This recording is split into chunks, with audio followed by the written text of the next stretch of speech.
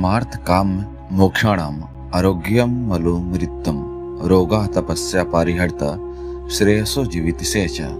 देखिए, पुरुषार्थ सर्वोत्तम मूल है और रोगों को भी नष्ट करता है। लेकिन आजकल के लोग कर क्या रहे हैं? अकाल में ही अपने शरीर को चिंता और चिता पर चढ़ा देते हैं। ये सच है कि रोगी पुरुष किसी काम का नहीं होता, वो सबके लिए भुक्त भोगी स्वरूप बन जाता है। रोगी संसार और परमार्थ दोनों में नालायक बना रहता है। रोगी मनुष्य के लिए सब संसार शून्य बन जाता है। उसके लिए भोग विलास की संपूर्ण चीजें दुखदायी बन जाती है। रोगी पुरुष चाहे राजभवन में रहे चाहे हिमालय जाए, कहीं भी उसे सुख नहीं पा सकता। उसकी रोनी सूरत तभी मिट सकती है वो या तो मिट्टी में मिल जाए अथवा प्रकृति के अनुसार पुनः शुद्ध बर्ताव करना लगे। देखिए, इस निसर्ग राज में प्रत्येक मनुष्य निर्मल और कोमल पैदा होता है, परंतु स्वयं को लोग अपनी जो दुष्ट क्रियाएं हैं उसके द्वारा अपना दिव्य स्वरूप जो है उसको बिगाड़ लेते हैं। अपना अच्छा खासा आरोग्य और सुडैल शरीर को बिगाड़ डालते हैं। जो जस करहीं तसहीं फल चाखा, यह अमिट सिद्धांत है।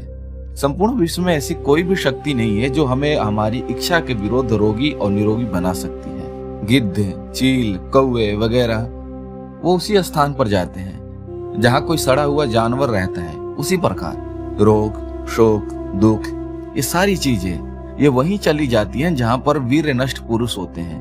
परंतु आरोग्य, सुख, शांति, समृद्धि, आनंद, इनका हाल ऐसा नहीं है। वो बड़े ही हैं मानो। दुराचारी और व्यभिचारी पुरुष इससे कोसों दूर रहते हैं। केवल सदाचारी ब्रह्मचारी पुरुषों के पास ही ये वास करती है।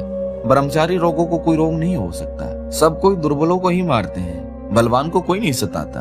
देवो दुर्लभ घातका, बस यही प्रकृति का कायदा है। अतः हम सभी को अपने आप को बलवान बनाना होगा, क्योंकि बलवान ही राजा है, चाहे वो निर्धन ही क्यों ना हो। रोगी पुरुष को राजा होने पर भी भिखारी और पूर्ण अभागा समझना चाहिए। तंदुरुस्ती हजार नियमात है। भोगी पुरुष सदा रोगी बना रहता है। वो कभी योगी या फिर सुखी नहीं हो सकता। वो सदा वियोगी अर्थात दुखी बना रहता है। देखिए, व्यभिचारी पुरुष कदापि निरोग और बलवान नहीं हो सकता। एकमात्र वीर्यवान ही बलवान, आरोग्यवान, भक्त और भाग्यवान हो सकता है। वीरनष्ट पुरुष सदा रोगी, दुखी, पापी और अभागा ही बना रहता है। उसका उद्धार फिर से वीर्य धारण किए बिना 7 जन्मों में भी असंभव है। संसार में अमूमन 3 बल हैं, एक शरीर बल, दूसरा ज्ञान बल और तीसरा मनोबल।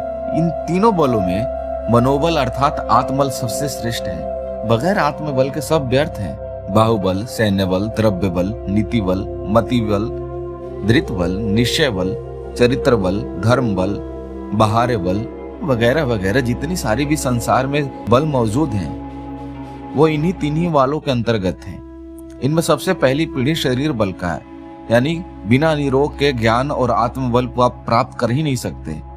शरीर बल ही हमारे संपूर्ण वालों का एक मूलाधार है। इसीलिए हमें व्यायाम और ब्रह्मचर्य द्वारा सब प्रथम शरीरों को सुधार कर अवश्य लेना चाहिए। देखिए दोस्तों, आज हमारे हिंदुस्तान यानी भारत के उत्थान के लिए आत्मबल अर्थात चरित्र बल की मुख्य आवश्यकता है, परंतु उसके साथ ही शारीरिक बल और ज्ञान बल के अत्यंत अनिवार्य रूप भी आवश्यक है। शरीर बल न होगा तो संसार सगम में विजय प्राप्त नहीं कर सकते। दुर्बलता के कारण हम दूसरों के तथा काम, क्रोध, रोग आदियों के वैरागियों के सदा दास बने रहते हैं। हमारे घर में यदि कोई जबरदस्ती घुस आया हो तो उसे बाहर घसीट कर ले जाने के लिए हमारे शरीर में बल होना आवश्यक है। बगैर शरीर बल के वो डाकू खुशी से बाहर नहीं निकलेगा। इसीलिए शरीर बल प्राप्त करना सबसे प्रथम ध्येय होना चाहिए, क्योंकि शरीर बल से ही ध्येय का मुख्य आधार है। शरीर सुधार के लिए किसी भी अवस्था में सुखी और स्वतंत्र नहीं हो सकते और न ही किसी काम में सिद्धि प्राप्त कर सकते हैं। शरीर रोगी होने पर भी संसार का कोई पदार्थ और व्यक्ति हमें कभी सुखी और शांति नहीं बना सकता। केवल हम ही अपने आप को मात्र सुखी बना सकते हैं, स्वतंत्र और शांत बना सकते हैं। इसलिए शरीर सुधार हमारा प्रथम लक्ष्य होना चाहिए, क्योंकि यही चारों पुरुषार्थों का मुख्य लक्ष्य है, मूल है, और इसी में हमारी मुक्ति, चिंता, स्वतंत्रता हुई है। Sound mind in a sound body, यानी शरीर सुखी और पुष्ट है तो आत्मा भी सुखी और पुष्ट है। शरीर दुखी और दुर्बल है तो आत्मा भी दुखी और दुर्बल है।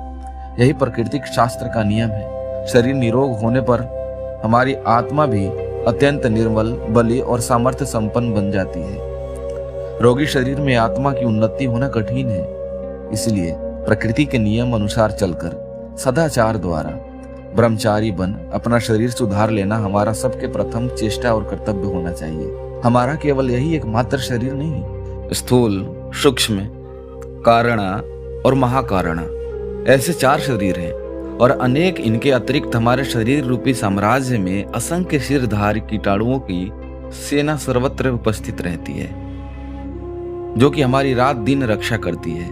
इन सबका अधिष्ठा आत्मा उनका राजा है। विजय उसी राजा की होती है जिसकी सेना बलवान और प्रचंड है। ठीक यही हालात हमारे शरीर रूपी सेना की है और आत्म रूपी राजा की समझिए।